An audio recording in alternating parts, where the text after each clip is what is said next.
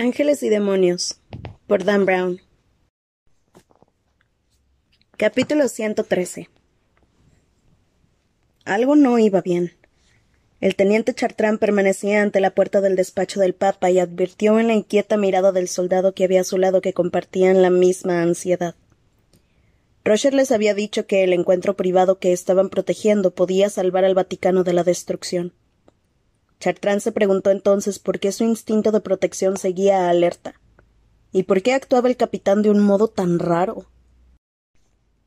Definitivamente algo no iba bien. El capitán Rocher se encontraba a su derecha, con la mirada clavada al frente, inusualmente distante. Chartrand apenas reconocía al capitán. No era el mismo desde hacía una hora. Sus decisiones no tenían sentido. Alguien debería estar presente en ese encuentro, se dijo. Había oído cómo Maximilian Kohler cerraba la puerta con cerrojo después de entrar. ¿Por qué se lo había permitido Rocher? Pero muchas más cosas le preocupaban. Los cardenales. Aún estaban encerrados en la Capilla Sixtina. Era una locura. Deberían haber sido evacuados hacía 15 minutos. Rocher había invalidado la orden del Camarlengo sin decirle nada a éste. Chartrand había mostrado su preocupación y Rocher había estado a punto de arrancarle la cabeza. La cadena de mando nunca se ponía en entredicho en la Guardia Suiza y el capitán era ahora la máxima autoridad. Media hora, pensó Rocher mientras consultaba discretamente su cronómetro suizo bajo la tenue luz de los candelabros del pasillo. Por favor, que pase deprisa. A Chartrand le habría gustado poder oír lo que tenía lugar al otro lado de las puertas. Aún así, sabía que nadie mejor que el Camarlengo podía hacer frente a esa crisis. Esa noche había sido sometido a una prueba inconcebible, y no se había acobardado en ningún momento. Había abordado el problema de frente con honestidad y franqueza, demostrando ser un ejemplo para todos. Chartrand se sentía orgulloso de ser católico. Los Illuminati habían cometido un error al desafiar al Camarlengo Ventresca. En ese momento, sin embargo, un ruido inesperado sobresaltó a Chartrand. Unos golpes. Provenían del final del pasillo. Eran unos golpes distantes y débiles, pero incesantes. Rocher levantó la mirada. Se volvió hacia Chartrand y le hizo una seña. Él comprendió. Encendió su linterna y fue a ver de qué se trataba. Los golpes sonaban cada vez más desesperados. Chartrand corrió 30 metros y llegó a otro pasillo. El ruido parecía proceder de la esquina, más allá de la sala clementina. El teniente se quedó estupefacto. Allí solo había una habitación, la biblioteca privada del Papa, y había permanecido cerrada desde el fallecimiento de su santidad. Era imposible que hubiera alguien dentro. Tomó rápidamente el segundo pasillo, dobló otra esquina y corrió hacia la puerta de la biblioteca. El pórtico de madera era minúsculo, pero destacaba en la obscuridad como un adusto centinela. Los golpes provenían del interior. Chartrand vaciló. Nunca había estado en la biblioteca privada. Pocos lo habían hecho. Nadie podía entrar a no ser que lo acompañara el propio Papa. Vacilante tomó el pomo e intentó abrir la puerta. Tal y como había imaginado, estaba cerrada. Aplicó la oreja. Los golpes se oían con mayor intensidad. También pudo oír algo más. Voces. Alguien estaba gritando. No podía entender lo que decían, pero sí advirtió el pánico en su tono. ¿Había alguien atrapado en la biblioteca? ¿Acaso la Guardia Suiza no había evacuado adecuadamente el edificio? Chartrand vaciló preguntándose si no sería mejor regresar y consultar con Rocher. Al diablo con eso. Había sido entrenado para tomar decisiones y ahora tomaría una. Tomó su pistola y disparó al pestillo. La madera quedó hecha añicos y la puerta se abrió. Más allá del umbral, el teniente no vio nada más que obscuridad. Iluminó el lugar con su linterna. La habitación era rectangular con alfombras orientales, altas estanterías de roble repletas de libros, un sofá de piel y una chimenea de mármol. Chartrand había oído hablar de ese sitio. Contenía 3000 volúmenes antiguos, así como cientos de revistas y periódicos actuales, todo lo que su santidad solicitara. La mesita de centro estaba cubierta de revistas científicas y políticas. Los golpes se oían ahora con mayor claridad. Chartrand enfocó con su linterna el lugar del que procedía el ruido. En la pared que había al otro extremo de la habitación, más allá de la zona de lectura, distinguió una enorme puerta de hierro. Parecía tan impenetrable como una cámara acorazada. Tenía 4 cerraduras gigantescas. Las diminutas letras grabadas en el centro de la puerta lo dejaron anonadado. Il Paceto. Chartrand se quedó mirando fijamente la inscripción. El pasadizo secreto del Papa. Conocía la existencia del Paceto e incluso había oído rumores de que antaño la entrada estaba en la biblioteca, pero hacía siglos que nadie utilizaba ese túnel. ¿Quién puede estar dando esos golpes al otro lado? El teniente golpeó la puerta de su linterna. Oyó unos apagados gritos de júbilo al otro lado. Los golpes cesaron y las voces gritaron con mayor fuerza. Chartrand apenas podía entender lo que decían. Kohler, mentira, Camarlengo. ¿Quién habla? Gritó Chartrand. Landon, Victoria B. Chartrand comprendió lo suficiente para quedarse perplejo. Creía que estaban muertos. ¡La puerta! Gritaron las voces. ¡Abra! El teniente le echó un vistazo a la barrera metálica y supo que para poder abrirla necesitaría dinamita. ¡Imposible! Exclamó. Es demasiado gruesa. Encuentro, detener, Arlengo, peligro. A pesar de estar entrenado para afrontar situaciones de pánico, Chartrand sintió una oleada de terror al oír las últimas palabras. ¿Lo había entendido bien? El corazón empezó a latirle con fuerza y rápidamente dio media vuelta para regresar corriendo al despacho. De repente, sin embargo, se detuvo. Había visto algo en la puerta, algo incluso más sorprendente que el mensaje que había oído al otro lado. En cada uno de los agujeros de las gigantescas cerraduras había una llave. Chartrand se les quedó mirando. ¿Las llaves estaban ahí? Parpadeó incrédulo. Se suponía que estaban escondidas en alguna caja fuerte secreta. Ese pasadizo no se utilizaba nunca, no desde hace siglos. Dejó caer la linterna al suelo, tomó la primera llave y la giró.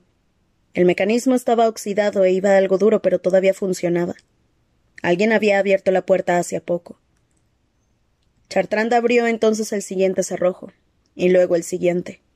Cuando se deslizó el último pestillo, tiró de la puerta. El bloque de hierro se abrió con un chirrido. Entonces tomó su linterna e iluminó el pasadizo. Como 2 apariciones, Robert Landon y Victoria Vetra entraron tambaleándose en la biblioteca. Se les veía harapientos y cansados, pero desde luego estaban vivos. ¿Qué es esto? Preguntó Chartrand.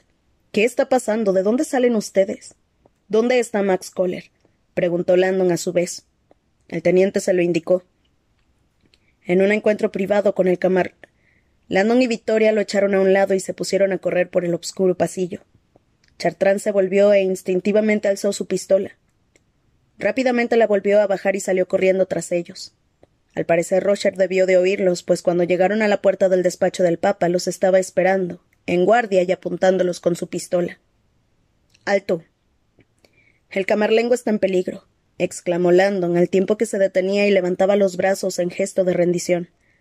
—¡Abra la puerta! Max Kohler va a matar al Camarlengo. Rocher parecía furioso. —¡Abra la puerta!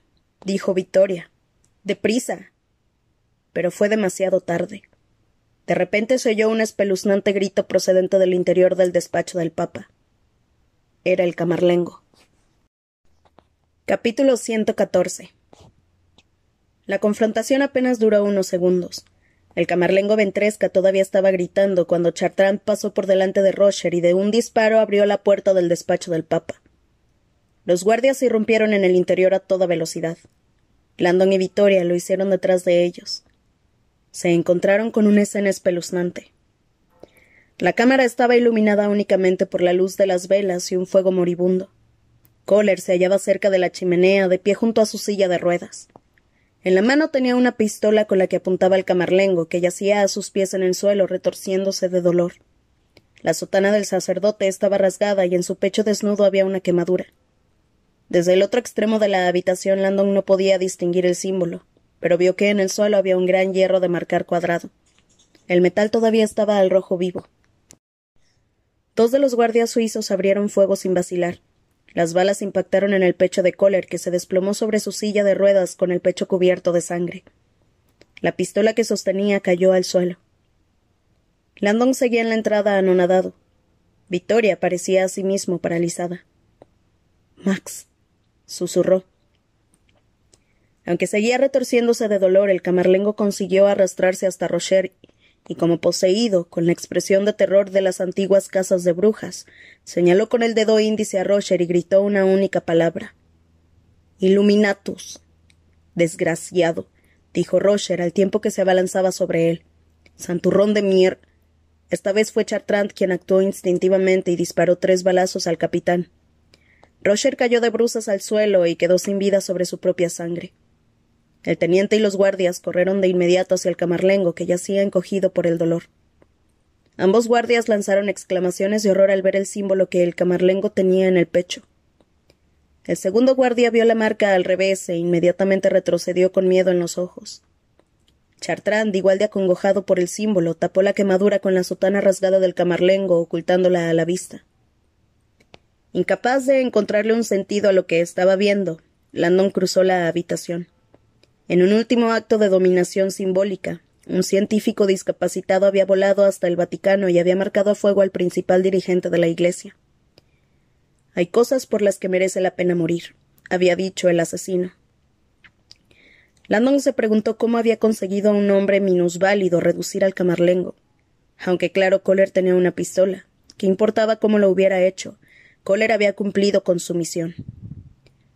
Landon se acercó a la dantesca escena. Mientras los guardias atendían al camarlengo, él se sintió inevitablemente atraído por el hierro de marcar humeante que descansaba en el suelo, junto a la silla de rueda de Kohler. ¿La 6ª marca? Cuanto más se acercaba a ella, más confuso se sentía. La forma del hierro de marcar era cuadrada, más bien grande, y estaba claro que procedía del compartimento central del cofre que había visto en la guarida de los Illuminati. «La última marca», había dicho el asesino. «Es la más brillante de todas». Landon se arrodilló junto a Kohler y extendió la mano hacia el objeto. El metal todavía irradiaba calor. Lo tomó por el mango de madera y lo levantó. No estaba seguro de qué esperaba ver, pero desde luego no eso. Permaneció observándolo durante largo rato confuso. Nada tenía sentido. ¿Por qué habían gritado los guardias horrorizados al ver eso? Era un cuadrado hecho de garabatos sin sentido. La marca más brillante de todas. Al girarla comprobó que efectivamente era simétrica, pero no era más que un galimatías. Landon notó una mano sobre el hombro y levantó la mirada. Había creído que se trataba de Victoria, pero la mano estaba cubierta de sangre. Pertenecía a Maximilian Kohler, que había estirado el brazo desde su silla de ruedas. Landon dejó caer el hierro de marcar y tambaleante se puso en pie. Kohler aún está vivo. Hundido en su silla, el moribundo director todavía respiraba, si bien con gran dificultad. Sus ojos se encontraron con los de Landon y éste pudo reconocer la misma fría mirada que lo había recibido en el CERN esa mañana. Sus ojos parecían todavía más duros ahora que estaba a punto de morir, y todo su odio y su animosidad parecían salir a la superficie. El cuerpo del científico tembló y Landon supuso que estaba intentando moverse. Quiso advertir a los demás que seguían ocupados con el camarlengo, pero se vio incapaz de reaccionar. Estaba paralizado por la intensidad que irradiaba Kohler en esos últimos segundos de su vida. Con un trémulo esfuerzo, el director levantó el brazo y tomó un pequeño aparato que escondía en el reposabrazos de su silla de ruedas. Era del tamaño de una caja de cerillas. Lo sostuvo en alto, temblando. Por un instante Landon temió que se tratara de un arma, pero era otra cosa. «Deles». Sus palabras finales apenas fueron un balbuciente susurro. «Deles esto a los medios». Kohler se desplomó y el aparato cayó sobre su regazo. Estupefacto, Landon se quedó mirando el artilugio. Era electrónico. En un lateral se podían leer las palabras Sony RUBI. Advirtió entonces que se trataba de una de esas nuevas videocámaras minúsculas que cabían en la palma de la mano. «Ja, menuda treta», pensó. Al parecer, Kohler había grabado una especie de mensaje de despedida y quería que las televisiones lo emitieran. Debía de tratarse de algún sermón acerca de la importancia de la ciencia y las maldades de la religión. Landon decidió que ya había hecho suficiente por la causa de ese hombre. Antes de que Chartrand viera la cámara de Kohler, se la metió en el bolsillo más hondo de su americana. El mensaje de Kohler puede pudrirse en el infierno. Fue la voz del camarlengo la que rompió el silencio. Estaba intentando incorporarse. Los cardenales, le susurró a Chartrand. Todavía están en la Capilla Sixtina, exclamó el teniente. El capitán Rocher había ordenado: evacúenlos. Ahora. A todos. Chartrand envió a uno de los guardias a liberar a los cardenales. El camarlengo compuso una mueca de dolor. Helicóptero. Fuera. Llévenme a un hospital. Capítulo 115. En la plaza de San Pedro, el piloto de la Guardia Suiza permanecía sentado en el interior de la cabina del helicóptero del Vaticano, masajeándose las sienes. El estrépito de la gente a su alrededor era tan grande que ahogaba incluso el ruido de los rotores. Desde luego no se trataba de una solemne vigilia a la luz de las velas. Lo sorprendía que todavía no hubiera estallado ningún altercado. A menos de 25 minutos para la medianoche, la gente seguía apretujada en la plaza.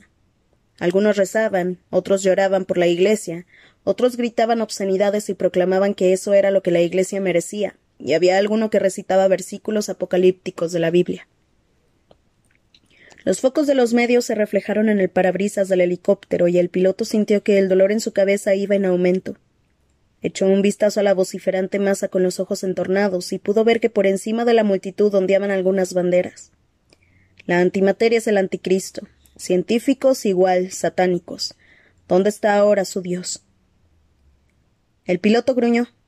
Su dolor de cabeza iba en aumento. Le habría gustado tomar la cubierta de vinilo y tapar con ella el parabrisas para no tener que seguir presenciando el bullicio, pero sabía que iba a despegar en cuestión de minutos. El teniente Chartrand acababa de llamarlo por radio y le había dado una noticia terrible. Maximilian Kohler había atacado y herido de gravedad al camarlengo. Chartrand, el estadounidense, y la mujer lo estaban sacando en esos momentos para que pudiera ser trasladado a un hospital. El piloto no pudo evitar sentirse personalmente responsable del ataque, y se reprendió por no haber hecho caso a la corazonada que había tenido. Antes, al recoger a Kohler en el aeropuerto, había advertido algo raro en los ojos del científico. No había sabido identificarlo, pero no le había gustado, aunque tampoco habría servido de mucho. Rocher estaba entonces al mando e insistía en que ese era el tipo que lo salvaría. Por lo visto, estaba equivocado. La muchedumbre prorrumpió en un nuevo clamor, y al volverse el piloto vio una hilera de cardenales que abandonaban solemnemente el Vaticano y salían a la plaza de San Pedro. El alivio de los purpurados al abandonar la zona cero parecía verse rápidamente reemplazado por miradas de desconcierto ante el espectáculo que tenía lugar delante de la basílica. El fragor de la multitud se intensificó todavía más. Al piloto le retumbaba la cabeza. Necesitaba una aspirina. Quizá 3. No le gustaba volar bajo los efectos de un medicamento, pero unas pocas aspirinas lo debilitarían menos que ese dolor de cabeza atroz. Se volvió hacia el botiquín que guardaba entre mapas y manuales en una caja que había entre los 2 asientos delanteros. Al intentar abrirla, sin embargo, descubrió que estaba cerrada. Buscó la llave a su alrededor, pero finalmente se dio por vencido. Estaba claro que esa no era su noche de suerte. Volvió a masajearse las sienes. En el interior de la basílica, Landon, Victoria y 2 guardias se dirigían ya casi sin aliento hacia la salida principal. A falta de algo más apropiado, transportaban al camarlengo herido sobre una mesilla alargada. Cargaban su cuerpo inerte entre ellos como si fuera una camilla. Ya podían oír el bullicio del caos humano que había en el exterior. El camarlengo estaba al borde de la inconsciencia. El tiempo se agotaba. Capítulo 116. Eran las 11:39 cuando Landon y el resto salieron de la Basílica de San Pedro. El resplandor de los focos los cegó. Su luz se reflejaba en el mármol blanco como la del sol en una tundra nevada. Landon entornó los ojos e intentó refugiarse detrás de las enormes columnas de la fachada, pero la luz provenía de todas partes. Delante de él un collage de gigantescas pantallas de video se alzaba por encima de la multitud. De pie en lo alto de la majestuosa escalinata que descendía a la piazza, no pudo evitar sentirse como un músico renuente en el escenario más grande del mundo. Más allá de las resplandecientes luces, oyó el rotor de un helicóptero y el estruendo de cientos de miles de voces. A su izquierda, una procesión de cardenales salía en esos mismos momentos a la plaza. Todos se detuvieron consternados al ver la escena que se desarrollaba en la escalera. Con cuidado, lo surgió un concentrado Chartrand cuando el grupo comenzó a descender en dirección al helicóptero. Landon se sentía como si avanzaran bajo el agua. Los brazos le dolían por el peso del camarlengo y la mesa. Se preguntó si ese momento podía ser menos digno. Entonces vio la respuesta. Al oír el estruendo de la multitud, los 2 reporteros de la BBC que estaban cruzando la plaza de vuelta a la zona de prensa se habían dado la vuelta y ahora corrían hacia ellos. Macri llevaba la cámara encendida y estaba grabando. «Aquí vienen los buitres», pensó Landon. «¡Alto!», gritó Chartrand. «¡Atrás!». Pero los reporteros no se detuvieron. Landon supuso que los demás medios tardarían unos 6 segundos en volver a conectar con la señal en directo de la BBC. Pero se equivocó. Tardaron 2. Como si estuvieran interconectadas por una especie de conciencia universal, todas las pantallas de la piazza reemplazaron los relojes en plena cuenta atrás con lo mismo. Imágenes en directo de la escalinata de la basílica. Ahora, allí donde mirara, Landon veía un primer plano en Technicolor del cuerpo acostado del camarlengo. «Eso no está bien», se dijo. Le habría gustado bajar la escalinata corriendo e impedirlo, pero no podía hacerlo. Además, tampoco habría servido de nada. Landon no podría decir si se debió al fragor de la muchedumbre o al aire fresco de la noche, pero en ese momento sucedió algo inesperado. Como si se despertara de una pesadilla, de repente el camarlengo abrió los ojos y se incorporó. Tomados completamente por sorpresa, el profesor y los demás se tambalearon. La parte frontal de la mesa se inclinó y Ventresca comenzó a resbalar. Intentaron evitarlo dejando la mesa en el suelo, pero ya era demasiado tarde. Por increíble que pudiera parecer, sin embargo, el camarlengo no cayó. Sus pies aterrizaron en el mármol y se quedó de pie. Permaneció así un momento desorientado y entonces, antes de que nadie pudiera detenerlo, empezó a descender la escalinata en dirección a Macri. «¡No!», gritó Landon. Chartrand intentó detener al camarlengo, pero éste se volvió con la mirada enloquecida, como enanejado. «¡Déjeme!». El teniente retrocedió de un salto. La escena fue de mal en peor. La sotana rasgada del camarlengo empezó a abrirse. Por un momento Landon pensó que la prueba aguantaría, que la prenda aguantaría, pero ese momento pasó. Finalmente la sotana cedió y Ventresca quedó con el torso desnudo. El grito ahogado que profirió la multitud pareció dar la vuelta al mundo y regresar en un instante. Las cámaras grababan, los flashes destellaban. La imagen del pecho marcado del camarlengo apareció en todas las pantallas con horripilante detalle. Algunas incluso congelaron la imagen y le dieron la vuelta a 180 grados. La victoria definitiva de los Illuminati. Landon se quedó mirando la marca en las pantallas. Aunque había sido hecha con el hierro de marcar cuadrado que había sostenido antes, ahora el símbolo tenía sentido. Un sentido perfecto. Su asombroso poder embistió a Landon como un tren. Orientación. Había olvidado la primera regla de la simbología. Cuando un cuadrado no es un cuadrado. También había olvidado que los hierros de marcar, al igual que los sellos de goma, no tenían el mismo aspecto que su impresión. Estaban al revés. Lo que Landon había visto era su negativo. Mientras a su alrededor aumentaba el caos, un viejo dicho de los Illuminati resonó en su mente con un nuevo significado. Un diamante sin mácula, nacido a partir de los antiguos elementos con tal perfección que quienes lo veían no podían más que maravillarse. Landon descubrió ahora que el mito era cierto. Tierra, aire, fuego, agua. El diamante de los Illuminati. Capítulo 117. Robert Landon estaba seguro de que el caos y la histeria que en ese mismo instante se desataban en la plaza de San Pedro excedían cualquier cosa que la colina del Vaticano hubiera presenciado nunca. Ninguna batalla, crucifixión, peregrinación, visión mística, nada en sus 2000 años de historia podía equipararse al drama que se estaba viviendo en ese momento. Mientras tenía lugar la tragedia, Landon empezó a sentirse extrañamente distante, como si flotara junto a Victoria por encima de la escalinata. La acción pareció dilatarse y el tiempo detenerse, ralentizando toda aquella locura. El camarlengo marcado y delirante a la vista de todo el mundo, el genio del diamante de los Illuminati desvelado, la cuenta atrás de los últimos 20 minutos de la historia del Vaticano. El drama, sin embargo, no había hecho más que empezar. De repente, como presa de un trance postraumático, el camarlengo empezó a balbucir y a susurrarle cosas a espíritus invisibles, con la mirada puesta en el cielo y los brazos levantados hacia Dios. «Habla», gritó Ventresca al cielo. «Sí, te oigo». En ese momento Landon lo comprendió. El corazón le dio un vuelco.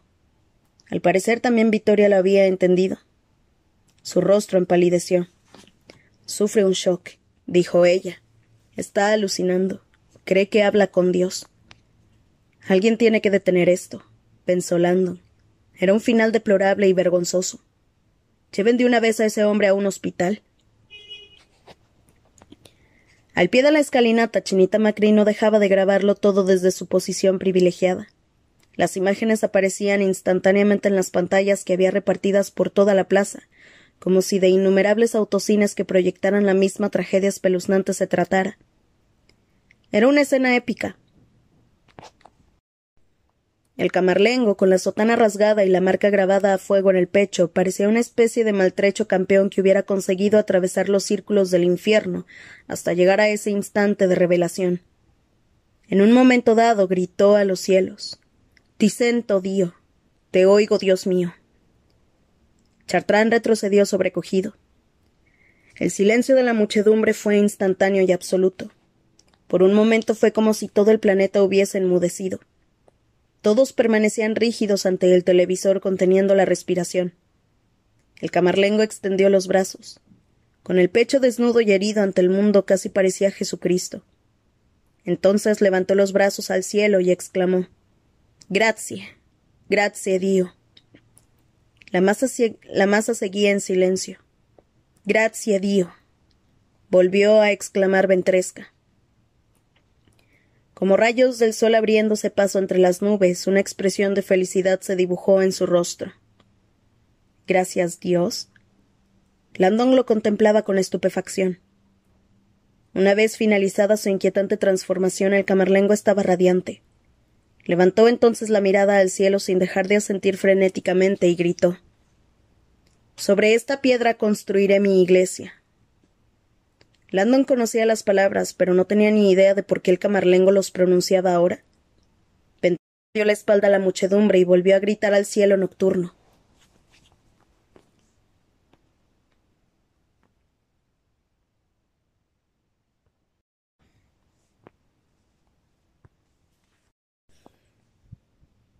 Era evidente que se había vuelto loco. El mundo lo observaba embelesado. Lo que nadie esperaba, sin embargo, era la culminación. En un último arrebato de pletórica exultación, el camarlengo se volvió y entró corriendo en la Basílica de San Pedro. Capítulo 118. Las 11:42. Landon nunca habría imaginado que formaría parte del frenético convoy que volvió a entrar en la basílica para salvar al camarlengo, y menos todavía que lo dirigiría. Pero era quien más cerca estaba de la puerta y actuó por instinto. «¿Morirá aquí?», pensó mientras atravesaba el umbral y se sumergía en la obscuridad. «Camarlengo, deténgase». La negrura era absoluta. Tras el resplandor del exterior sus pupilas se contrajeron y su campo de visión quedó limitado a unos pocos metros. Se detuvo. En algún lugar de la obscuridad se oyó el roce de la sotana del sacerdote mientras se internaba a ciegas en el abismo. Victoria y los guardias llegaron de inmediato. Encendieron las linternas, pero las baterías estaban ya casi agotadas y apenas podían iluminar las negras profundidades que se extendían ante ellos. Sus haces de luz se movían de un lado a otro, pero únicamente revelaban columnas y el suelo. Ventresca parecía haber desaparecido. «Camarlengo», gritó Chartrand. Había miedo en su voz. «Espere, signore». Un revuelo en la entrada hizo que todos se volvieran. En la puerta se podía distinguir la silueta de Chinita Macri. Llevaba la cámara al hombro y una resplandeciente luz roja indicaba que seguía grabando. Glick corría tras ella, micrófono en mano, gritándole que aflojara el paso. Landon no se lo podía creer. Ese no era el momento. —¡Fuera! —espetó Chartrand. —No pueden estar grabando esto. Pero Macri y Glick no se detuvieron. —¡Chinita! El periodista parecía asustado. —Esto es un suicidio. Yo no voy. Ella lo ignoró. Presionó un botón de la cámara. El foco que tenía encima se encendió deslumbrándolos a todos. Landon se tapó los doloridos ojos y volvió la cabeza. —¡Maldita sea! Cuando levantó de nuevo la mirada, sin embargo, comprobó que el foco iluminaba unos 30 metros a su alrededor. En ese momento la voz del camarlengo resonó en la distancia. —Sobre esta piedra construiré mi iglesia. Macri enfocó la cámara hacia el lugar del que procedía el sonido. A lo lejos, casi fuera del alcance del foco, una tela negra en movimiento delató la familiar figura que corría por el pasillo principal de la basílica. Hubo un fugaz instante de vacilación mientras todo el mundo asimilaba la extraña imagen. Acto seguido se pusieron en marcha. Chartrand hizo a Landon a un lado y corrió en dirección al camarlengo. Landon fue tras él seguido de los guardias y de Vittoria. Macri iba a la cola, iluminando el camino y retransmitiendo la sepulcral persecución al mando. A regañadientes un aterrorizado Glick corría junto a ella sin dejar de maldecir en voz alta. El teniente Chartrand había calculado una vez que el pasillo principal de la Basílica de San Pedro era más largo que un campo de fútbol. Esa noche, sin embargo, le pareció el doble. Mientras corría tras el sacerdote, el guardia se preguntó qué dirección tomar. Era evidente que el camarlengo estaba en estado de shock y deliraba a causa del trauma físico que había sufrido y de la horrible masacre que había presenciado en el despacho del Papa. Sobre sus cabezas, más allá del alcance del foco de la cámara, se oyó la voz de Ventresca que volvía a exclamar jubilosa: «Sobre esta piedra construiré mi iglesia». Chartrand sabía que el hombre estaba citando las Escrituras. Mateo 16:18, si recordaba bien. «Sobre esta piedra construiré mi iglesia».